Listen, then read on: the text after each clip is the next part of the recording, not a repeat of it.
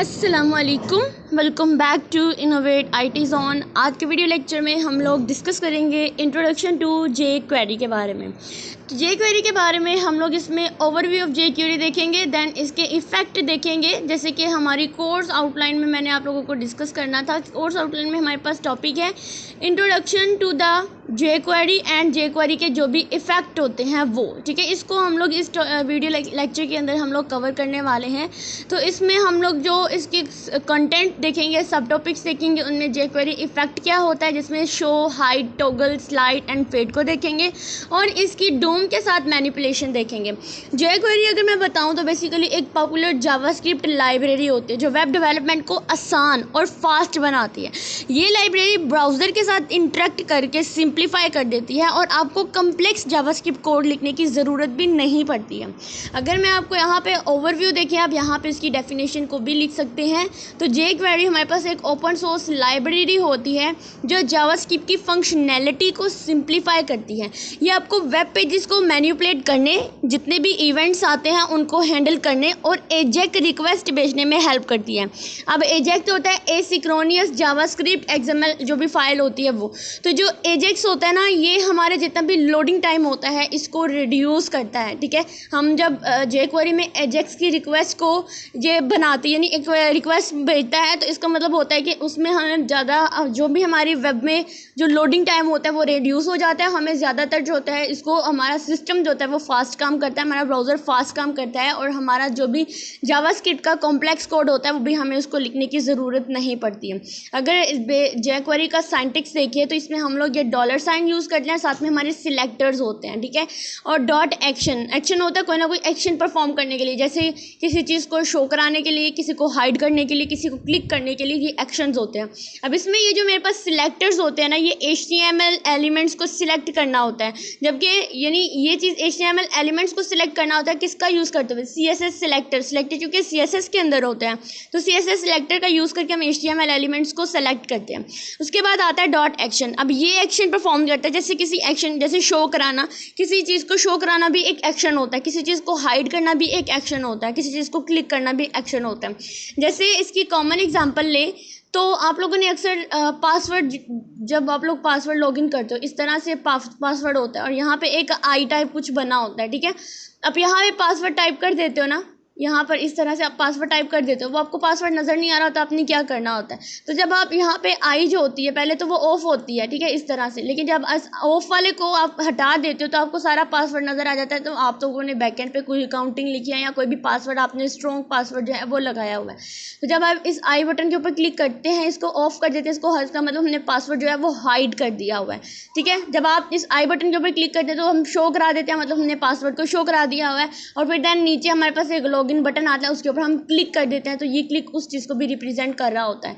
Hope so आप लोगों को इसकी समझ आई होगी कि हम किस तरह से इसका सिंटैक्स जो है वो यूज़ करते हैं। अब नेक्स्ट इसकी अगर मैं आपको एक एग्जांपल दूं तो इसके एग्जांपल में हमारे पास देखिए यहाँ पे एक सिलेक्टर है और ये इन्होंने किसको सिलेक्ट किया हुआ है, एक paragraph co dot hide function लगाकर। अगर आप लोगों को शो कराना है तो डॉट शो का फंक्शन यूज़ करेंगे, अगर आपको क्लिक करना है तो डॉट जो क्लिक बटन है उसको रिप्रेजेंट करेंगे। यानी जितने भी पैराग्राफ के एलिमेंट्स होते हैं ये उस चीज़ को रिप्रेजेंट कर रहा होता है। उसके बाद हम जे क्वेरी के इफ़ेक्ट देखेंगे कि हमें कौन कौन से जो इफ़ेक्ट हैं वो देखने पड़ेंगे। तो जे क्वेरी में सबसे पहले आता है कि जो इफ़ेक्ट आता है आपको एलिमेंट को जो विजुअल इफ़ेक्ट होते हैं यानी जो देखने वाले इफ़ेक्ट होते हैं उसके साथ मैनिपुलेट करने की फैसिलिटी देती है। ये इफ़ेक्ट्स आपको एलिमेंट्स को शो करने, एलिमेंट्स को हाइड करने, एलिमेंट्स को स्लाइड्स करने और उनको फेड करने की एबिलिटी देती है। अब हम इनके जितने भी मैंने आप लोगों को इसके एलिमेंट्स बताए उनको रिप्रेजेंट करते हैं। जैसे यहाँ पर सबसे पहले आता है शो। अब ये मेथड जितने भी एलिमेंट्स होते हैं, सिलेक्टेड एलिमेंट्स होते हैं, उनको शो कराने में हेल्प करता है।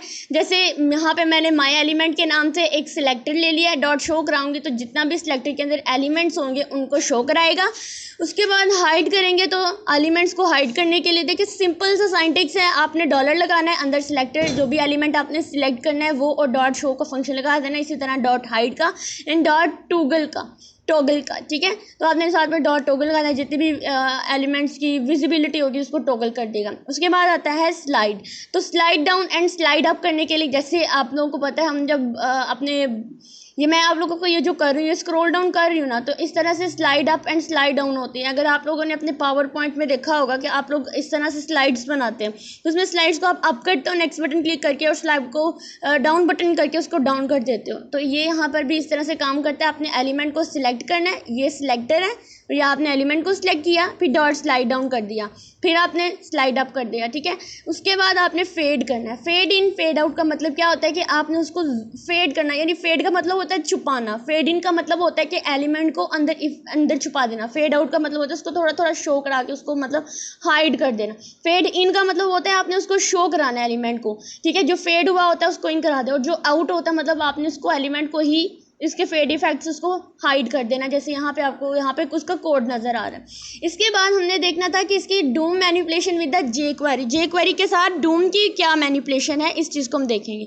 अब देखो, डूम स्टैंड फॉर द, हमने प्रीवियस लेक्चर में पढ़ा कि हमारे पास डॉक्यूमेंट ऑब्जेक्ट मॉडल होता है, तो इसकी मैनिपुलेशन के ज़रिए आप HTML एलिमेंट्स को मॉडिफाई कर सकते हैं, नए एलिमेंट्स को ऐड कर सकते हैं, और पुराने जितने भी एलिमेंट्स होते हैं उनको रिमूव कर सकते हैं।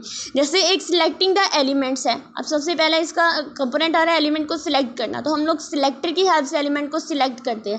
ये जो डॉलर साइन नज़र आ रहा है, तो इसमें मैंने पैराग्राफ एलिमेंट को सिलेक्ट कर लिया, माई आईडी को सिलेक्ट कर लिया, यानी एलिमेंट्स को आपने माई आईडी के साथ सिलेक्ट कर लिया, देन डॉट माई क्लास के साथ आप लोगों ने इसको सिलेक्ट कर लिया। उसके बाद आप मैनिपुलेट कर सकते हैं कंटेंट को, HTML और टेक्स्ट जितने भी होते हैं उनको आप चेंज कर सकते हैं। जैसे यहाँ पर देखें, जैसे हमने पिछले लेक्चर में पढ़ा, आप लोगों ने अगर वो लेक्चर गौर से सुना होगा, देन आप लोगों के ये सारे कंसेप्ट क्लियर हो जाएंगे। उसके बाद जितने भी एट्रीब्यूट्स होते हैं उनको भी हम लोग मैनिपुलेट कर सकते हैं।